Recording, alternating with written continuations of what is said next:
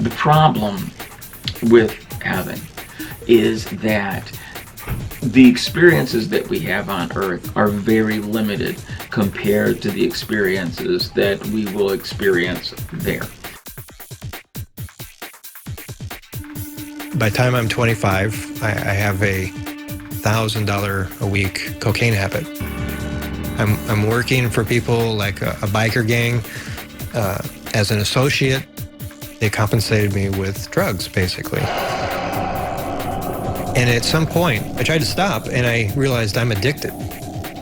I'm addicted to this. I can't stop. And then the thought came to my head, why don't you kill yourself? And then you can go back to this really good place, because there's nothing like that here. And this peace came over me.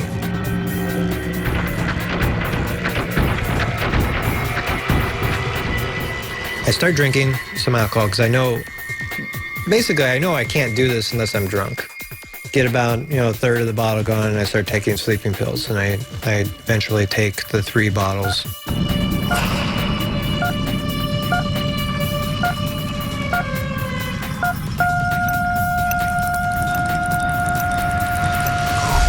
All of a sudden, there's a flashlight. Boom, flashlight.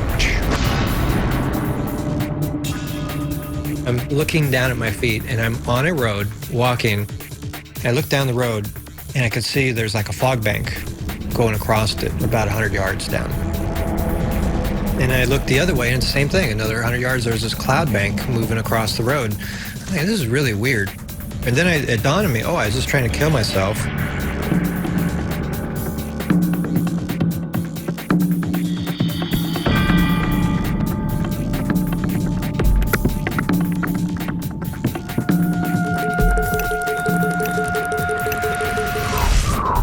This cab pulls up next to me, a yellow New York checker cab. I looked in, and there was this cab driver, and he was like greasy-faced, kind of bloated body, and his eyes were kind of those crazy eyes, where one's looking one way, one's looking the other way. He just asked me in this gruffy voice, "You need a ride?" I was extremely tired, and I needed to sit down for a moment, so I just got in the back of the car.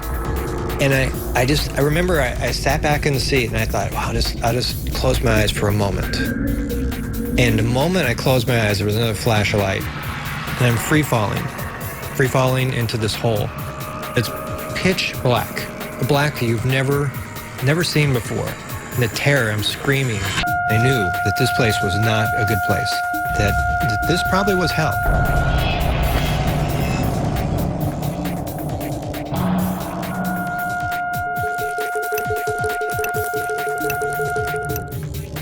And just when I think I'm going to hit the bottom, another flash of light happens, and I am split into 7. Around me were like these walls of steam, and out from these walls of steam would come these demons. They were masquerading as people I had met in life. Their smell would be so bad that it would be right to the edge where you'd want to throw up. And they get in your face, and they just aggressively attack you and make you relive these experiences. My soul is literally split into 7 of me. 2 of me were living past experiences, 2 were living present experiences, and 2 were living future experiences as a result of my life on this planet and what pain I'd caused other people. And this voice is telling me, yeah, you just died. And I'm like, that's how I die? Like a sack of potatoes in the backseat of a car? But as this is going, I don't feel any pain. No pain, no sorrow, no nothing, no feelings. I'm flying over my body, and it's like a movie, and the star of the movie died, and that's it, we're moving on. And as this is going, which I don't know if it's a second or an hour or a week, because there's no time, but I feel like I'm being pulled up a little bit, and a little bit higher, and a little bit higher, like an elevator that pulls me up. And the more I get pulled higher, the more I see beneath me. And I'm, the car is driving in the streets of Manhattan, and I'm flying over the car. Wherever the car goes, I'm going. And I'm already at the height of like maybe 2 or 3 floors. And suddenly something very weird happens. I feel like I dive into this girl's body that my body is on, And within a split second, I see her entire life. From the day she was born till that day, I see her entire life. But it's not that I'm like sitting like this and looking at a screen. I'm in her body. And I'm living her life. And I'm feeling her emotions. She's happy, I'm happy. She's sad, I'm sad. She has pain, I feel the pain. And I see like thousands of scenes. I don't see it like in order, like baby 1, 2, 3, 4, 5, 6, 7, 8. I see thousands of different scenes of her life, and I'm in the scene. And I see like the past and the present at the same time. And then I see like a little step into the future, and I see how they're telling my parents in Israel that I died. And I see my parents crying, and I see my sisters crying. I see like a little step into the future. And I see everything at the same time. This girl's past, what's going on in the present, and a little bit into the future. And a lot of people ask me, you know, I can somehow understand that you are hovering over your body and you saw what's going on beneath you. I can somehow relate to that. But I don't understand how you can see the past, see the present, and see the future. That doesn't make sense. So the short explanation to that is when our neshama, when our soul is in our body, it's limited to the body. So the body can only see from here a couple miles. And the body can only hear a certain amount of distance. And the body can only carry a certain amount of weight. And the body can only live in the present. The body cannot see in the past, cannot see in the future, can only be in the present, and can only see and do what the body allows it to do. But once the soul leaves the body, it has no limitations. The soul can see from here to the other side of the earth with no problem. The soul can be at the same time present at 50,000 conversations. Hear it, see it, and be there with no limitations. The soul can see the past, the present, the future. The soul has no limitations. So I was able to see this girl's past, what's going on in the present, and a little bit into the future. And as all this is happening, the car is driving in the streets of Manhattan. I'm being pulled a little bit higher and a little bit higher. I was like the height of like maybe 20 or 30 floors, flying over the city. Now at this point, the girl already figured out that something's going wrong. So the car is already racing to the hospital. And the car is driving fast in the streets of Manhattan, and I'm like a magnet over the car. Wherever the car is going, I'm going. And at some point, the exact way how I dived into this girl's body and I saw her entire life, I was going through the buildings in the city, and instantly I saw everything that's going on in the buildings. Like as if there wasn't walls. Imagine you're standing in front of a building, and you see hundreds of apartments, but you just see the windows. It was like as if the wall was removed, there wasn't walls, and I'm able to see in each apartment what's going on. Hundreds and hundreds of apartments, I see what's going on. Hundreds of people. And the same way how I'm in this girl's body and I see her entire life, these hundreds of people, I see their life. Like as if I'm sitting here and I know all of you what's going on in your mind. Every one of you, I know what's going on in your mind, what you had for breakfast, where you were born, what's your birthday, what's your favorite color, what you did last night. Every little thing, I know about each individual person. And I see in this building, one apartment, I see like a boy sitting and reading. One apartment, I see a couple fighting. One apartment, I see somebody eating. I see like, what's going on? And every person, I'm in their mind, I'm reading their mind. And each one is like an individual encounter. Thousands of people. And I feel their emotions, I read their mind, I know every little detail about them.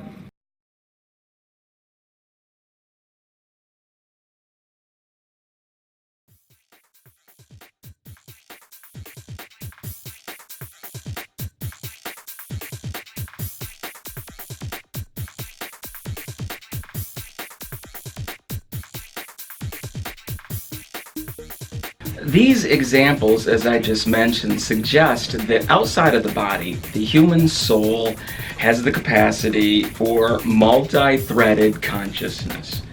Now, multi-threaded consciousness is what you just heard about, where in the first example, the individual in this hell experience was split into 7 consciousnesses.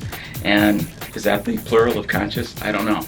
But in any event, his consciousness was split 7-fold, and he endured the experiences of 7 different people, and he was aware of all 7. In the second example, our rabbi, who was above his body, experiencing the experiences of the woman, he was laying on this lady's lap, and he experienced her past, present, future, and when he went through that building, then simultaneously he experienced the lives of all the people in that building.